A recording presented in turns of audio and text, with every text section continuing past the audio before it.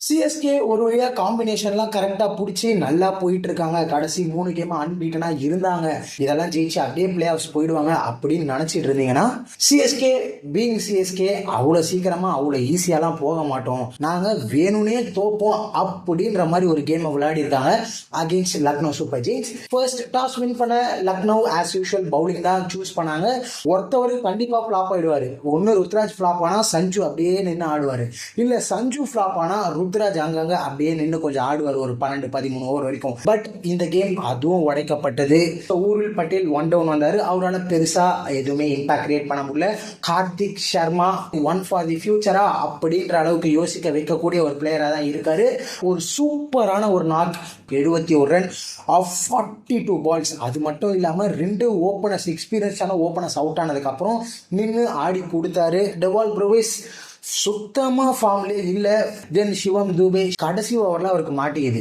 இவரெல்லாம் நம்பி கண்டிப்பாக 100% விளையாட முடியாது கைஸ். சிஎஸ்கேக்கு ஃபினிஷர்ஸ் இல்லை அப்படின்னு சொன்னால் எவனா நம்புவானா? ஃபர்ஸ்ட்டு 18 வருஷமாக கருப்பசாமி மாதிரி ஒரு ஆள் காத்துட்டு இருந்தாரு. அவர் இல்லைன்னும் போது ரொம்ப ப்ளீக்காக தெரியுது. மிடில் ஆர்டர், அதை தாண்டி லோயர் மிடில் ஆர்டர் யார் அடிச்சு கொடுப்பான்னு தெரியல. பிரசாந்த் வீர் நிறைய சீக்கி ஷார்ட்ஸ் ட்ரை பண்ணுறாரு. பட் அவர் மேலேயே ஹார்ஷாக இருக்க முடியாது. இப்போதான் ஃபர்ஸ்ட் சீசன்.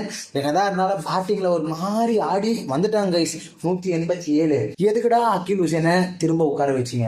எதுக்கு உட்கார வச்சிங்கன்னு ஒரு சின்னதா ஒரு எக்ஸ்பிளனேஷன் சொன்னா கூட மனசாரிடும். அந்த அளவுக்கு ஒரு கண்ணான ஒரு பிளேயர். 100% 4 ஓவர் 30 ரன் 2 விக்கெட் போட்டுருவார் கைஸ். பேட்டிங், அவரோட பேட்டிங் பத்தி எவ்வளவு பேருக்கு தெரியும் தெரியல. அவரோட ஊர்ல அகில் ஹுசேன் தான் பிரைன் லாரா அப்படின்ற மாதிரி கூப்பிட்டுருக்காங்க.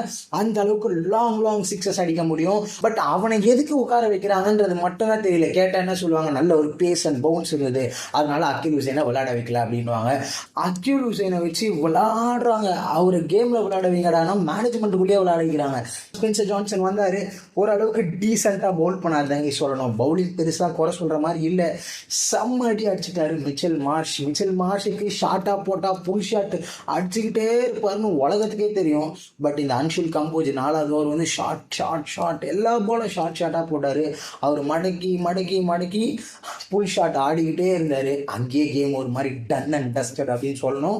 ஸோ வெயிட் பண்ணி பார்க்கலாம் ஒன்ஸ் அகெயின் என்ன காம்பினேஷன் விளையாட போகிறாங்க, என்ன பண்ண போகிறாங்கன்ட்டு. நிறைய ரீப்ளேஸ்மெண்ட்லாம் வந்திருக்கு. டியான் ஃபாரஸ்டர், அதே மாதிரி குல்தீப் யாதவ் அப்படின்ற மாதிரி நிறைய பிளேயர்லாம் எடுத்துகிட்டு வந்திருக்காங்க. அவங்கள பற்றி வீடியோஸ் போட ட்ரை பண்ணுறேன். ஸோ இந்த வீடியோ பிடிச்சதுன்னா மறக்காம நம்மளோட சேனலை சப்ஸ்கிரைப் பண்ணிக்கோங்க, கூட இருக்கிற பெல் ஐகான் கிளிக் பண்ணிக்கோங்க. ஸோ தட் நம்ம போகிற வீடியோஸ்க்கான நோட்டிஃபிகேஷன் உங்களுக்கு இன்ஸ்டன்ட்டாக வந்துடும்.